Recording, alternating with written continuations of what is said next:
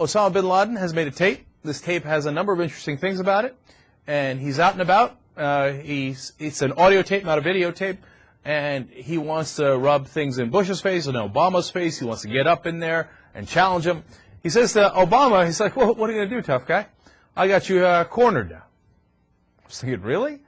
But here's his logic. He's like, look, if you leave Iraq and Afghanistan, I'm going to say, nah, I told you you're going to leave. We win, we win.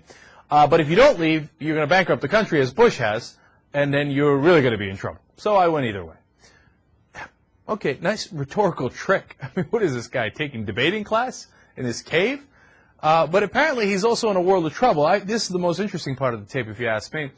After he does all this goading, right, and him and the United States government and the White House, they play these games back and forth. It's so silly. It's third grader. Like, the White House responded by saying, Osama Bin Laden is desperate, and this is just a ploy to try to keep him relevant when he hasn't been relevant for a long time because we know we've got him cornered.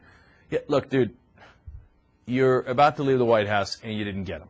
That's the bottom line. Okay, so who are you kidding with the not relevant, et cetera, et cetera? The guy did 9/11 and you never caught him. So I'm not interested in Bin Laden or the White House's silly word games. But here's the relevant part of the tape. Bin Laden says, they are great Satan, we fight them in Israel. What Israel has done to Gaza Strip is terrible. Everybody join the fight. I hate Obama. I hate Bush. Please send money to our cave. P.O. Box 124, North Waziristan. He asked for money.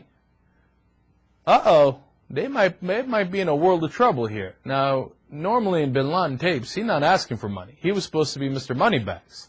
He's the one that brought the money. That's why he's the head of the organization. I think they might have run out of money. And if they ran out of money, they're this close to running out of time. And which means that when Obama comes into office, he might get a little lucky, to be honest with you, and get them because they're going to start to get desperate. The tape was also very poorly produced. Usually they get fancy and they do English translations and subtitles, etc. They slop this one together. They're like, oh, America is terrible. We got them on the run. Please send money right away. Right away. We're in trouble. So I think that's very, very good news. Now, the other interesting part of the tape was what they said about Hamas, which they did not mention Hamas. Now, one of the points of the tape was to talk about what's happening in Israel. So it's very recent, and apparently, if it really is Bin Laden, and we think it is so far, we meaning the intelligence communities, that means he's still alive, right? And he's talking about current day events, but he does not like Hamas. Now, that's interesting, right? Because he thinks Hamas is a bunch of sellouts who's actually willing to, at some point, negotiate with Israel. And he says, oh, you guys entered politics. That's not the way to go. Jihad is the way to go. Kill more civilians. No, you're going about this all the wrong way. So he's angry at Hamas for being so moderate. Now, that's interesting. I'm not taking Bin Laden's word for it. That's for damn sure. The flip side is, for all the people who say Hamas is, so radical and they don't ever want to negotiate and they don't want to talk to Israel, apparently a lot of people don't feel that way. It's the real fundamentalist, radical Muslims in the world who are the chief terrorists in the world think that Hamas is not.